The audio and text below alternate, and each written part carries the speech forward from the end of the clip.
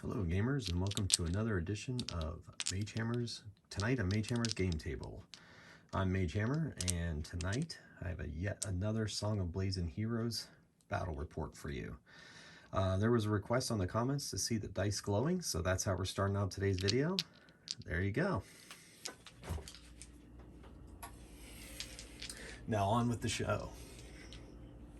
Okay, so basically after my last episode, the heroes were able to completely crush the undead uprising in a nearby cemetery. Well, that wasn't the end to their troubles. It was only a distraction, which led actually to this lich necromancer to be able to bring forth into the world this Draco, skeleton Draco. I guess it's not quite a Draco lich, so it's an undead dragon. He's hoping that this undead dragon will help provide him with the tools that he needs to take over the living. He has recruited to his side a vampire, and he has summoned a flaming skeleton. But, as always, evil cannot rise into the world unless good tries to defeat it. So the same team from last week, from our last episode, has been assembled to bring an end to this undead uprising. So hopefully this team will be as effective as they were last time and be able to bring the undead to their knees or banish them away. Okay, however, last game, it was fast. The undead didn't stand a chance. So this game, under the suggestion from a viewer, I have given the dragon tough, and I believe the vampire has tough as well. So that should prove to be interesting and make for a much more challenging battle for good.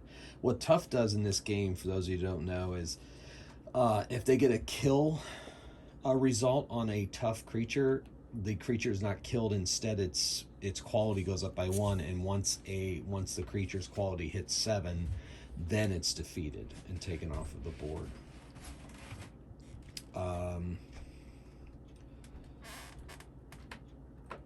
Yeah, so that'll be interesting. And then also a special ability that was not used last time around is Terror, and the Lich and the Vampire both have Terror. And basically what that is anybody who wants to fight melee with them, they have to make a quality roll on 1 die. Heroes automatically make that test, but anyway, if the roll fails, the model may perform another action of the player's choice, but it may not move in contact with the terrorizing model. In other words, the action is not wasted, but the model lacks sufficient courage or resolve to enter melee with the terrorizing creature. But when a terror-inspiring model charges, the charged model must immediately make a morale check, and that check is performed before the terror-inspiring model is actually moved. This is a standard morale check, so if they get charged, they have to make a morale check. If they try to move in on a terror person, they have to make a 1 die quality check. If the model makes the roll to resist terror, either by moving in contact with the terror-inspiring enemy or charging it, becomes immune to further terror effects from that kind of enemy or any other model in the game with the same profile. But if they are no longer terrified by the vampire, they can still be terrified by the lich until they pass a quality test on that. So that is Terror. So keeping that in mind, let's get to the battle. They have assembled here at the Vampire Lord's old castle. He has moved in here. It's complete and total ruins. Obviously, it's been around for a while. And so, in these ruins is where the battle shall commence. This is a 2x2 board, which is the suggested size of the board for this size of these size of the warbands. There's 4 minis, as you know, in that warband, and 5 in this. Alright, so there's a tie. And the heroes, quote unquote, win, and they will activate first. Now, they are not within 2, so they can make that free move action and try to put themselves into a strong position, tactically speaking, of course. Got to protect that cleric at all costs, because the cleric, if he gets a win against an undead, any kind of win, not even a kill, it counts as a kill against the undead. He's lethal against undead. And he also needs to stay close to his people so that he can heal them and have them automatically stand up with a heal spell if they're fallen.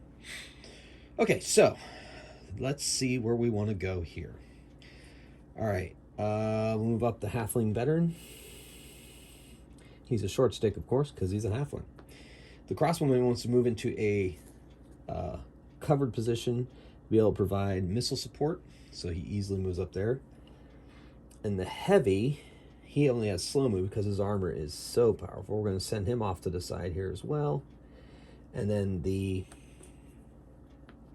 barbarian, she's going to run up interference and get ready to take them on. And then we're going to move the cleric. I think the cleric is going to follow the halfling, so we'll move him up behind him. Hopefully, I think my plan is going to be to kind of unite them in this central area so that they're kind of fighting together. I don't want to split them up too much. All right, now we're going to move over to the other side.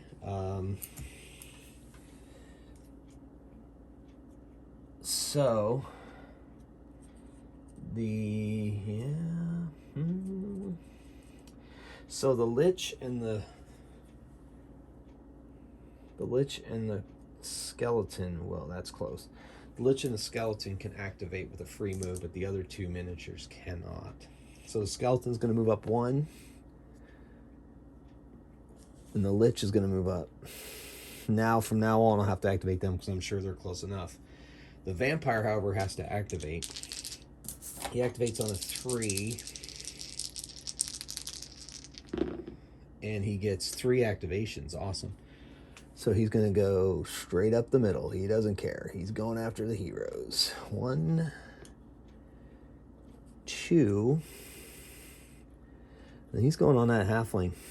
He's going on a halfling veteran. He will be able to go there. He won't be able to attack. But since he has terror, the halfling has to make a morale check. Now, nobody has any leader. So he's charging him.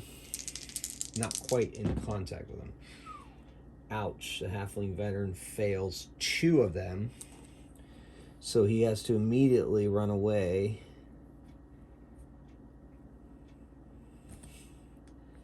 Which will take him off the board. Ouch.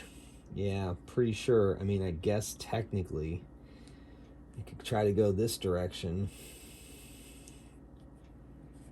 if I were playing it, but technically that would go over here and put him in the corner. He's moving away from the vampire, so I guess I can choose which direction I'd like him to escape, so we're going to choose that direction. So he's still on the board, but that was a close one. And then the Undead Dragon over there, I keep calling it Draco Lich. It's not quite a Draco Lich. It is going to activate on 3 dice. It has a quality of 3. I named him Gormanthorax. You know, dragon names, they got to be complicated. Ooh, he's got 3. He's got flying.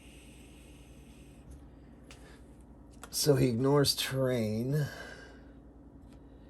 I'm giving him a medium stick.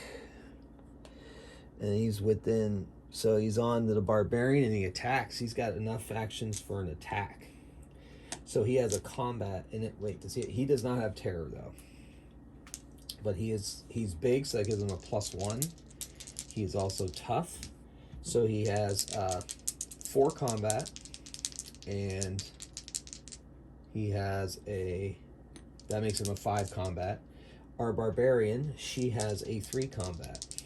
So this is 5 versus 3. She gets an 8, it's a 10. So that sends her recoiling. So she recoils. And the Draco Lich is not going to follow that up. It's leaving itself open to make other attacks. Okay, that wasn't terrible for the heroes. And then that brings us now over to the heroes. So, so many options. All right, so crossbow guy is going to fire on the, crossbow guy, that's his official name. He's going to fire on the vampire. And he gets 2 actions, so he's going to aim and shoot. That reduces the vampire's combat by 1. The vampire has a whopping 5 combat. And the crossbowman has a 3. So that brings the, with the aim, it brings the vampire's combat down to 4. So he gets a 6, and the crossbowman gets a 7. So he wins it, which knocks him down. Okay, which makes him more vulnerable for our cleric, who is going to activate and move up. Brother's son. All right, so he gets 3 actions. He has a 3 activation. He's got a 4/4/5, so moves up 1. Then he's going to power blow and smash down with his mace onto the undead creature. Now, that puts the undead creature with a power blow at 4 combat. And then the cleric gets a +2 because the vampire is fallen and has normal 3 combat. So it's at +5. It's at 5, and the vampire is at 4.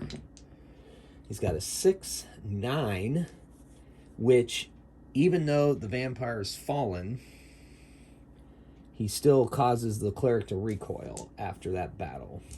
Because fallen isn't necessarily fallen in this game, it says in the rules, staggered, whatever. They're still vulnerable, but they're not completely defeated.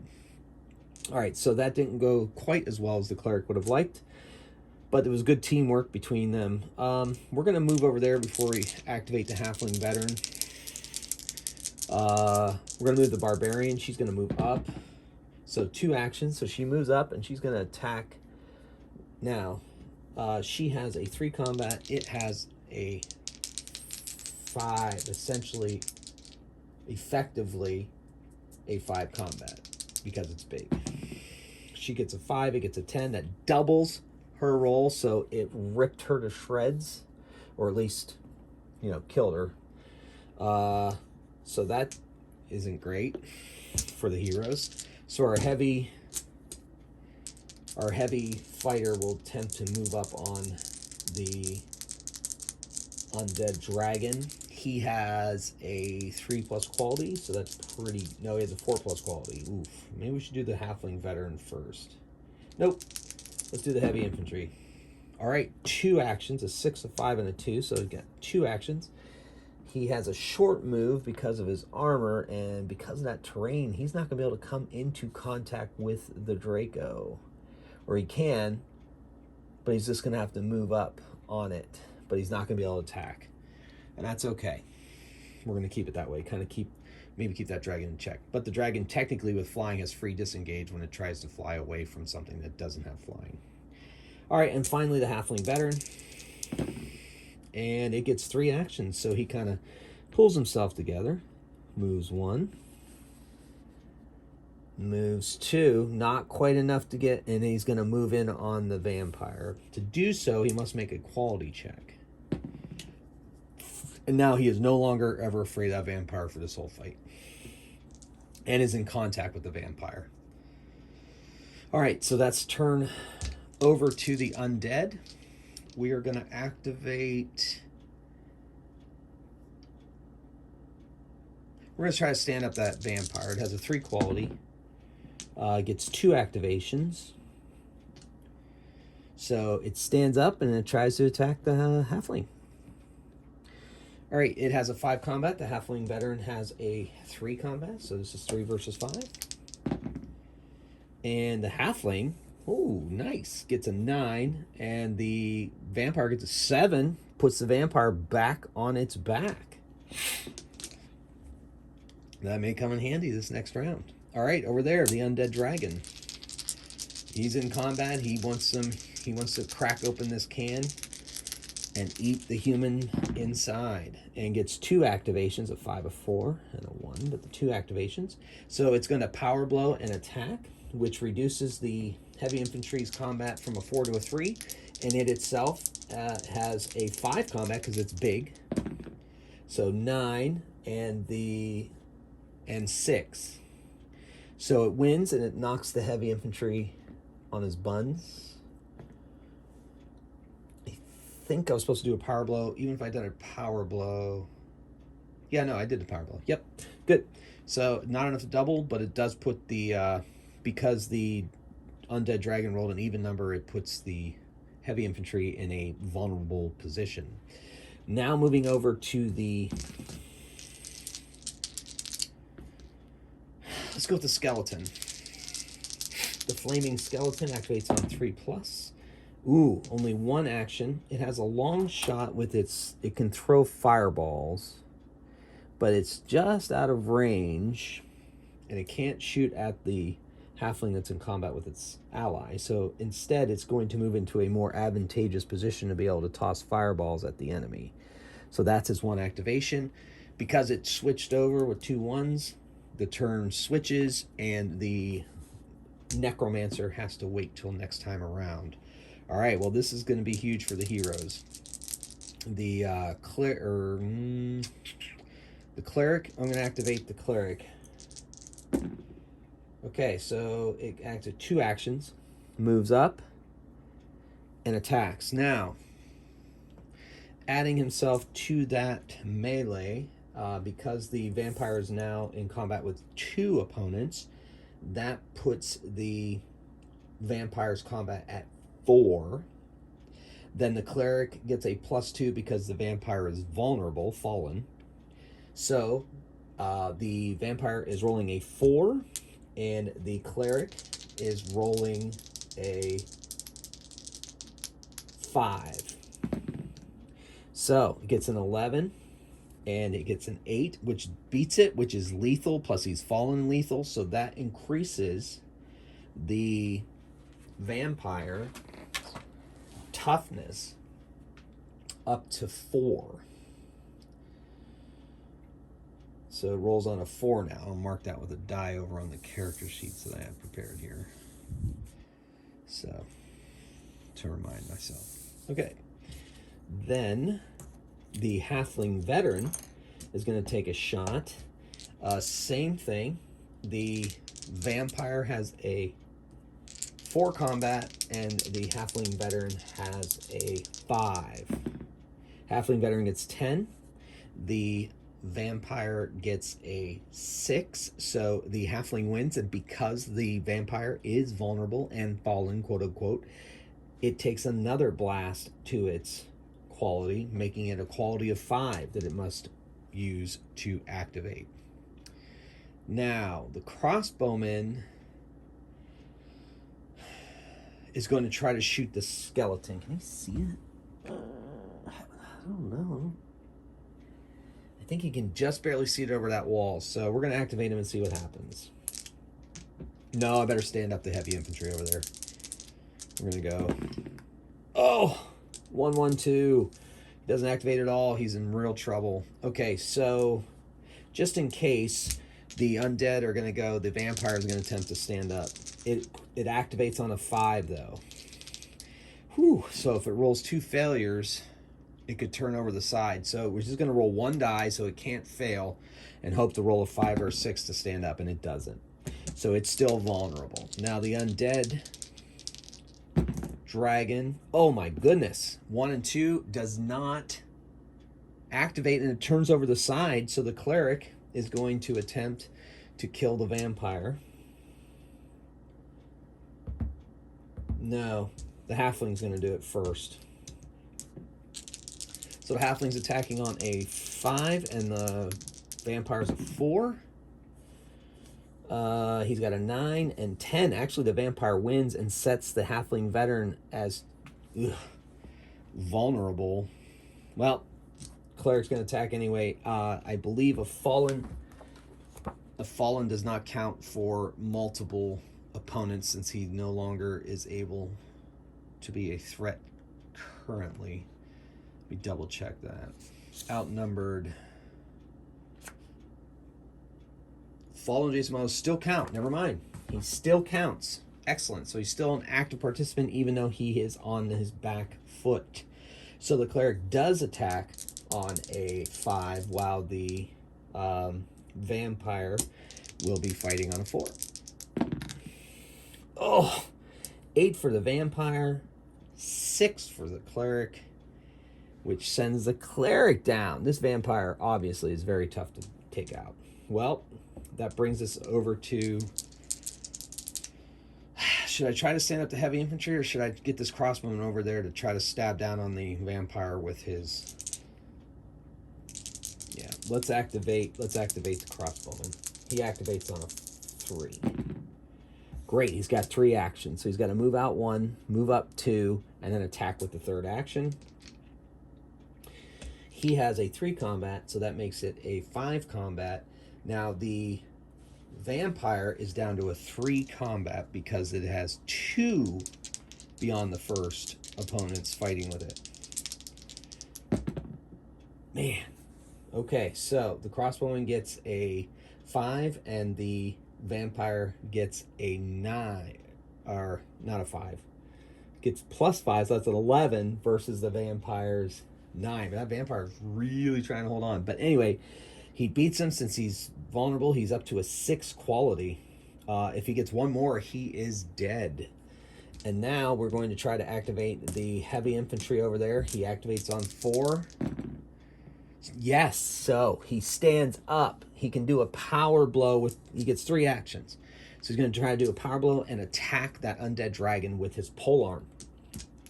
The Undead Dragon has a 5 combat because it's big versus the heavy infantry's 4 combat. Oh, wait. But the power blow, sorry. So the dragon is down to a 4 combat versus the human infantry's 4. This is even. 8 and 10. He sends the... That's... Yeah, it's not a kill. It just makes the Draco dragon, Undead Dragon, fallen, which will make him more. But the problem is now it's turn side over. So the dragon is going to attempt to stand up. It has a 3 quality. And it gets only 1 action. My goodness. All right. So the Undead Dragon stands up, so it's no longer vulnerable, but it doesn't get to attack. Took everything it had to get up there, but it's a turnover. So now we go back over to this side. And this could kill the vampire, so we're going to go for it. We're going to activate the crossbowman. And he gets 2 activations. So he is going to stab down on that vampire, which is looking... Now with a power blow, that's a whopping -3 to its combat for 2 allies of the crossbowman, plus a power blow, reduces that vampire's combat to 2.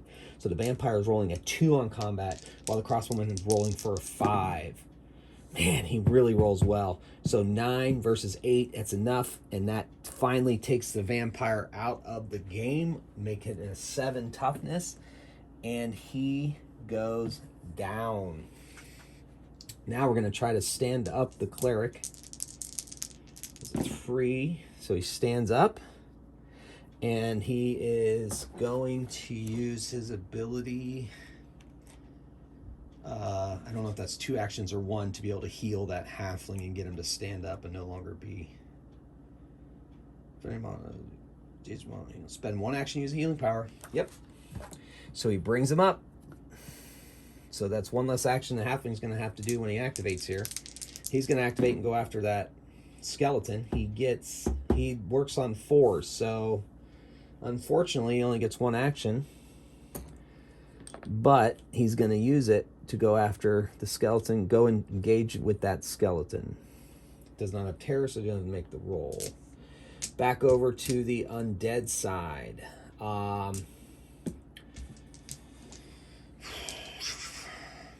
The Draco, the necromancer lich is finally going to get on the action. He is going to cast a transfix spell on the halfling.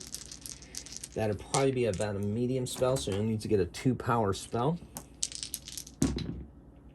Holy moly, 666. So all 3 activations, the halfling has to make a 3 quality check against, he has a 4. And he fails him, so he is transfixed. So we'll put this little token under him to make sure that we know that he is transfixed. And now that makes him vulnerable to that skeleton's attack, which is what the skeleton is going to do. The skeleton is going to attack. Skeleton has a 3 quality as well. It gets, darn it. So, anyway, it gets at least 2 attack. It gets +2 to this attack because the halfling is transfixed. And if he wins the combat, the halfling is slain. So the halfling has a 3 combat versus the skeleton's 2, but +2 for, so 4. Skeleton's rolling 4, halfling vets 3. 9, 5, that's enough. The halfling, because he's transfixed by the necromancer lich's power, is taken out of the game. Lies defeated on the battlefield. All right, over to the Draco. Undead Dragon. All right, so that's 3 actions. So it's going to power blow the heavy infantry guy, which reduces the heavy infantry guy's combat to 3, and his combat is 5. 5 versus 3. 9 and 4, that doubles. So that's a kill on the killed on the heavy infantry. So he's removed from the game. Now that means that our remaining folks, since we fell below 50%, must make morale tests or run away. So the human crossbowman makes all 3 of his, and the cleric makes 2 of his, sending him to the closest table. He's got to move 1 action away. All right. And the vampire, or the undead dragon, has 1 more action. He's going to use it to fly over and engage with the crossbowman. Okay, fast and furious here, people. Fast and furious. Okay, so the skeleton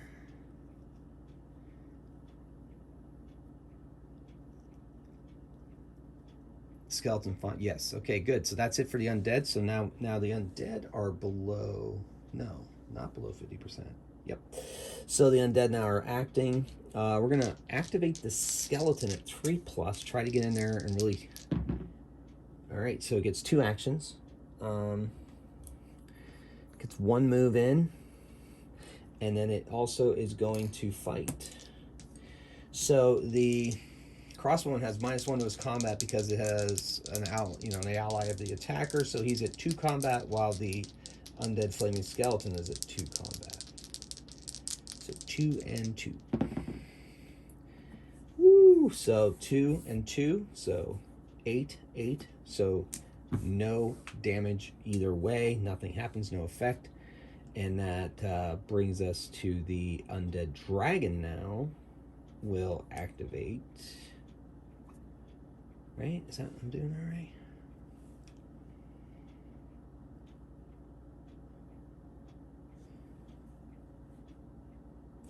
I lost track. Because he flew over. Oh, yeah. So he flew over as a remainder of the thing. He fought the halfling this turn. Yeah. So it turns back to the heroes. Okay, sorry about that, folks. I had a little mental lapse, but I got it figured out now. Yeah, so it's the hero's turn. So we're going to bring the cleric back into play. He gets 2 actions. 1 puts him into contact. So the combat for the undead dragon is 4, and the cleric is a 3. So 4 and 3. So, man, he's rolling well. 10, 4. That doubles the cleric's attack, killing him. So he is gone. Or down. And then the crossbowman, he gets only 2 activations. He's going to use both of those activations to disengage. He's almost off the board, not quite yet, trying to get out of there. It turns over to the undead. The Draco is not going to let him get away with that. No, the skeleton's going to throw a fireball at him first. He has shooter, long, and unerring aim, so he doesn't take any kind of penalty from... It's because he is outside of his long range. So normally it'd be a -4 to hit, but it's now a -2. So the undead skeleton is at a minimum of 1 versus the human crossbowman's... Well, I got to activate first. Okay, so yeah, he gets 2 activations. Oh, so he's gonna aim. So so he's at, because of the range, but his unerring aim, he is down to a minimum of 1, and then the crossbowman is at a because of aim is down to 2. So 2 versus 1 here. And the crossbowman survives. The fireball must fly right by him. Now we're gonna activate the Undead Dragon. Holy crap! All right, well. He gets 1 action, which brings him, he's going to fly right over here. Ignores terrain and engage him, but he can't attack, so it flips over. Now, we'll see if the crossbowman can escape. And he does. He uses both of his actions to disengage and runs off the field and hides away in neighboring woods, and the undead cannot find him. So in this match, the undead have won the day. Like I said, I wasn't sure it wasn't going to be too much of a surprise with the toughness, but they did take that vampire out with tough, and the only other creature that had tough on this side was the lich. So I mean, they they had their chances, but they didn't take down the undead dragon, and didn't take down the skeleton when they had those chances. So, well, once again, undead theme, Halloween time. Sunday's Halloween is when this is being filmed, so hopefully you enjoy this final horror themed game. I'm going to be moving on to something else in the next episode. But for now, the undead rule this ruin.